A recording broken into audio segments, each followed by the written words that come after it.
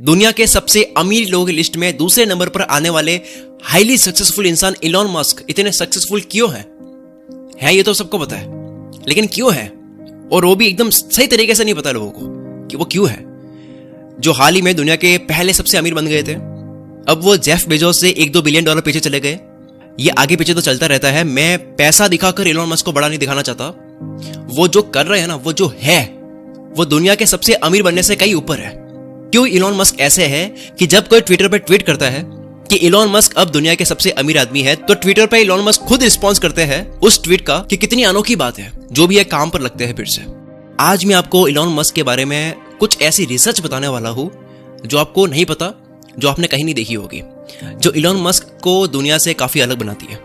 पहला है highly competitive. Elon Musk इतने ज्यादा कॉम्पिटिटिव है, वो अपना कॉम्पिटिशन किसी के साथ में करना चाहते ही नहीं है। वो हर बार अपने हार्डवर्क से, अपने कॉम्पिटिशन से आगे ही जाना चाहते हैं। एक बार एशली वांस नाम के ऑथर ने अपनी बुक में Elon Musk, Tesla, SpaceX and quest for a fantastic future, इस बुक के लिए ऑथर ने इलॉन मस्क की फर्स्ट वाइफ जस्टिन विल्सन का इंटरव्यू लिया। तब जस्टिन ने बताया कि जब कॉलेज में साथ में थे, तब जस्टिन के 97 ग्रेड आए थे और इलॉन मस्क के 98 आए थे, लेकिन इलॉन मस्क को उसमें भी कंपटीशन लगा। उनके नंबर ज्यादा आने के बाद में भी वो प्रोफेसर से कहते हैं कि नंबर रीचेक कर लो, क्या पता और ज्यादा आए हो मेरे। उन्होंने टीचर को कन्विंस किया कि मेरी रीचेकिंग करो, हो सकता है कि मेरी 100 आए हो। इसको कहते हैं कंपटीशन से आगे जाने का लालच। ये कंपटीशन एंड हो चुका है, अब तो मैं फर्स्ट हूं, उसके बाद में भी सोचना कि और क्या बेटर कर सकता हूं मैं। और ये जो चीज होती है ना, ये चीज एक ना एक दिन इंसान को सक्सेसफुल बना ही देती है, अगर उसके लिए ढंग से मेहनत की गई हो। फिर आता है डिटर्मिनेशन। अपने बर्थडे के दिन तो आदमी कितना भी बिजी हो, वो अपने सेलिब्रेशन के लिए टाइम निकाल ही देता है, लेकिन इलॉन मस्क कोई सेलिब्रेशन करते ही नहीं है। वो अपने काम को लेकर ना इतने गजब के सीरियस है कि क्या बर्थडे है, क्या नॉर्मल डे है, क्या सेलिब्रेशन है, वो भूल जाते हैं। ये सब सेलिब्रेशन वगैरह उनको पता ही नहीं है। उस इंसान ने तो अपनी सक्सेस को अपना सेलिब्रेशन बनाया हुआ है। जब रॉकेट उड़ा, सही गया, वो उनके लिए सबसे बड़ा सेलिब्रेशन है। इलॉन मस्क अपनी फैक्ट्री में रात को काम करते करते अपनी डेस्क के नीचे या पास में पड़े कोच पर ही सो जाते हैं। ऐसा नहीं है कि नींद आई तो फैक्ट्री में ही सो गए। वो इसलिए ऐसा करते हैं ताकि फैक्ट्री में जाकर फैक्ट्री में चल रही रोबोटिक्स मशीन को देख सके, और मशीन अगर रुक जाए तो वो उसकी वजह ढूंढ सके, उसको फिर से रेडी कर सके। उन्होंने अपने 47th बर्थडे में 24 आवर्स 24 घंटे लगातार काम करके सेलिब्रेट करा। कुछ लोग सेलिब्रेशन के लिए वेट कर रहे थे फैक्ट्री में, लेकिन उस दिन 24 घंटे काम करा उन्होंने और फ्री नहीं हुए। फिर आती है बात शॉर्ट टर्म डेडलाइन की। अगर कोई काम है जिसको अगर आप करने बैठे हो तो 6 महीने लगते हैं, और आपसे कहा जाए कि उसको करना है 2 महीने में, तो कितनी हद पार हो जाएगी कि भाई 2 महीने में पॉसिबल ही नहीं है। इलॉन मस्क भी हर चीज में ऐसी हद पार करते हैं। वो हद पार करने वाले जिद्दी इंसान है। जैसा कि मैंने पहले बताया कि 2018 में उनकी टेस्ला कार की हाई डिमांड की वजह से शॉर्टेज आई, माल कम पड़ रहा था। अब प्रोडक्शन बढ़ाने में भी उन्होंने हद पार कर दी। उन्होंने 3 महीने में पूरा कर दिया। 2018 के जुलाई, अगस्त, सितंबर महीने में, सिर्फ 3 महीने में उन्होंने 50,000 कार का प्रोडक्शन कर दिया, जो कि एक तरह से इम्पॉसिबल है कुछ लोगों के लिए। फिर आती है बात सेल्फ एजुकेशन की। क्या आपको पता है टेस्ला कंपनी अपने एम्प्लॉइज को बिना डिग्री के भी काम पे रखती है, अगर वो उस काबिल हो। इलॉन मस्क ने एक इंटरव्यू में बताया कि आपको सीखने के लिए स्कूल पर डिपेंड होने की जरूरत नहीं है। स्कूल सिर्फ आपको 1% सिखाती है, 99% जो काम की चीजें है वो आपको खुद से सीखना होता है। नवेद फारूक, जो क्वींस यूनिवर्सिटी किंगस्टन में इलॉन मस्क के रूममेट रह चुके हैं, उन्होंने इलॉन मस्क के बारे में बताया कि हर बार कॉलेज में एग्जाम के बाद में इलॉन मस्क और बाकी के बैचमेट अपने अपने आंसर्स और ग्रेड कंपेयर कर रहे थे, तब देखा कि इलॉन मस्क के मार्क्स और आंसर बाकी स्टूडेंट्स से कई ज्यादा बेहतर थे, और इलॉन मस्क के मार्क्स उनसे कंपेयर किए जो उस कॉलेज के सबसे ज्यादा नंबर लाने वाले स्टूडेंट्स थे। इलॉन मस्क उन सबसे कई ज्यादा बेहतर जानते थे। 2017 में रोलिंग स्टोन के मैगजीन में इलॉन मस्क ने कहा कि वो किताबों के बीच ही बड़े हुए। उन्होंने 9 साल की उम्र में एनसाइक्लोपीडिया ब्रिटानिका पूरी पढ़ ली। सोचो, इन्होंने इस उम्र में ये पढ़ी जब बच्चे साइकिल चलाना भी नहीं जानते। उन्होंने स्पेस एक्स में रॉकेट साइंस को लेकर भी कोई एजुकेशन नहीं करी। उन्होंने रॉकेट साइंस भी, aerothermodynamics of gas turbine and rocket propulsion जैसी किताबें पढ़कर खुद से रॉकेट साइंस सीख ली। वो चीज सीख ली जिसको हम बोलते हैं कि रॉकेट साइंस थोड़ी है। रॉकेट साइंस मतलब सबसे टफ मानी जाती है, उसको खुद से सीखना बहुत बड़ी बात है। अब आता है क्विक डिसीजन। हर बड़े और सक्सेसफुल इंसान में फटाफट से डिसीजन लेने की कैपेबिलिटी होती है। हर इंसान में अगर है तो इलॉन मस्क में तो वो कूट कूट के भरी होगी।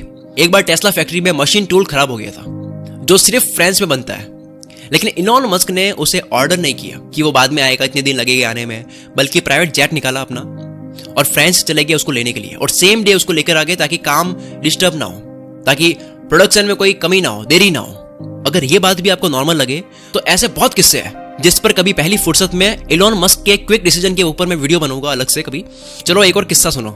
2006 में फॉल्कन 1 रॉकेट के टाइम यूएस गवर्नमेंट ने इलॉन को फॉल्कन 1 की लॉन्चिंग को डिले करने के लिए कह दिया कि इसको आप बाद में लॉन्च करो, क्योंकि उस टाइम अमेरिकन एयरफोर्स का टाइटन 4 रॉकेट लॉन्च होना था, तो उसकी वजह से डिले हो रहा था। इलॉन मस्क को अपने फॉल्कन 1 में डिले नहीं चाहते थे, वो नहीं चाहते थे कि मैं बाद में इसको लॉन्च करूं। उन्होंने जल्दी से किसी ऐसी जगह का पता करा जो रॉकेट लॉन्च करने के लिए एकदम सही हो, और पैसिफिक आइलैंड पर जाकर के परमिशन लेकर के यूएस गवर्नमेंट के टाइटन 4 से पहले खुद ने रॉकेट अपना लॉन्च कर दिया। यू कैंट का मतलब इनको पता नहीं था। इन्होंने बहुत कुछ सीखा, बहुत कुछ जाना, लेकिन इन्होंने यू कैंट का मतलब जाना ही नहीं। इन्होंने यू कैंट, मैं नहीं कर सकता, ये चीज उन्होंने नहीं सीखी, कहीं से नहीं सीखी। कई बार इलॉन मस्क ऐसे बिहेव करते हैं जैसे कि उनको ये पता ही नहीं है कि मैं नहीं कर सकता, ये नहीं हो सकता, ये कोई वर्ड भी है। अगर कोई उनको बोले कि इलॉन मस्क तुम ये नहीं कर सकते, तो वो बोलते हैं कि ये कैसी बात है, ये भी कोई वाक्य होता है। क्योंकि बहुत से लोगों ने बोला कि तुम इंटरनेट बैंक नहीं खोल सकते, उन्होंने पेपैल बना दिया। बहुत से लोगों ने बोला कि अमेरिका में अब कोई नई कार नहीं आ सकती, इतनी बड़ी बड़ी कंपनियां हैं जो 100 साल से 70-80 साल से टिकी हुई है। 2003 में आई है टेस्ला और आज इसका ये लेवल है। मतलब 100 साल लगे हैं, 70 साल लगे हैं कई बड़ी बड़ी कार कंपनीज को कि लोग उनको अच्छे से यूज करना शुरू करें, लोगों का विश्वास बढ़ जाए उस कंपनी पे, और टेस्ला अभी आई है। फोर्ड, शेवरलेट, ये सब कंपनी 100 साल पुरानी है। तो लोगों ने कहा कि अब कोई न्यू कार नहीं चलेगी, और इलॉन मस्क ने तब भी खोल दी और चला दी। कुछ लोग सोच रहे होंगे कि टेस्ला तो इलॉन मस्क ने नहीं खोली है। हाँ, लेकिन इलॉन मस्क ने जब पावर अपने हाथ में लिया था, टेस्ला कंपनी का कंट्रोल अपने हाथ में लिया था टेस्ला कंपनी का, तब टेस्ला इतनी बड़ी नहीं थी, बल्कि एक स्ट्रगलिंग कंपनी थी जिसमें इलॉन ने इन्वेस्ट करके उस कंपनी को बचाया, एक डूबती कंपनी को हाथ में लिए। तो बहुत से लोगों ने कहा कि कार की नई कंपनी नहीं आ सकती, इलॉन मस्क ने ला ली। बहुत से लोगों ने कहा कि तुम ऐसी कंपनी नहीं बना सकते जो स्पेस में रॉकेट लॉन्च करे, ये तो सिर्फ गवर्नमेंट के बस की बात होती है, लेकिन इलॉन मस्क ने स्पेस एक्स बना दिया। ये सब किस्से जानकर तो लगता है कि इलॉन मस्क को सच में कैंट का मतलब नहीं पता। कस्टमर सेटिस्फैक्शन की बात करते हैं, आप हिल जाओगे कि यार क्या आदमी है ये। क्या आपको पता है टेस्ला कार जब अपने चार्जिंग स्टेशन पर फुली चार्ज होने ही वाली होती है, तब कार ओनर के पास में नोटिफिकेशन आता है, और चार्ज होने पर भी नोटिफिकेशन आता है। नोटिफिकेशन के बाद अगर गाड़ी को अनप्लग नहीं करते हैं तो 1 मिनट का $0.4 चार्ज किया जाता है। ये न्यू पॉलिसी कैसे आई? बैटरी चार्ज होने के बाद भी कार को वहां रखते हैं और अनप्लग नहीं करते हैं तो $0.4 का चार्ज क्यों लगाया जाता है? ये न्यू पॉलिसी कब आई? सुनो, ये पॉलिसी 2016 में आई जब एक कस्टमर ने अपनी फ्रस्ट्रेशन में ट्वीट किया था ट्विटर पे। एक बार लॉइक में मुअर नाम के कस्टमर ने मीटिंग के लिए सिलिकॉन वैली जा रहे थे, बड़ा आदमी था कोई। उसने सैन कार्लोस में अपनी टेस्ला रोकी, जहां चार्जिंग स्टेशन था, जहां ऑलरेडी काफी गाड़ियां पड़ी थी। वो पूरी तरह से चार्ज हो चुकी थी, लेकिन फिर भी वहां पे पड़ी थी। उनके कार के अंदर अनप्लग कर ही नहीं रहे। वो कहीं चले गए घूमने के लिए, कार को रख करके अपनी कार को एक तरह से वहां पे पार्क कर दी। क्या आएगा बाद में कभी लेने। तो लॉइक ले मुअर मीटिंग के लिए लेट हो रहे थे। अपनी फ्रस्ट्रेशन में, गुस्से में उन्होंने ट्वीट करा ये किस्सा। कुछ मिनट के अंदर उस ट्वीट का इलॉन मस्क ने खुद ने अपने ऑफिशियल ट्विटर अकाउंट से रिप्लाई दिया। तो 6 दिन में अपनी कंपनी की पॉलिसी बदल दी उन्होंने। सोचो, एक नॉर्मल ट्वीट को इतना सीरियसली ले रहे हैं वो, तो कितने सीरियस हो गए किसी चीज को करने के लिए। 6 दिन में पॉलिसी बदल दी कि अब कोई भी बंदा अगर गाड़ी रखेगा इतनी देर तक चार्ज होने के बाद भी तो फाइन लिया जाएगा। और ट्विटर पर कितने एक्टिव है इलॉन मस्क, उसका तो क्या ही कहना। इतने बिजी होने के बाद भी वो ट्विटर पर इतने एक्टिव है।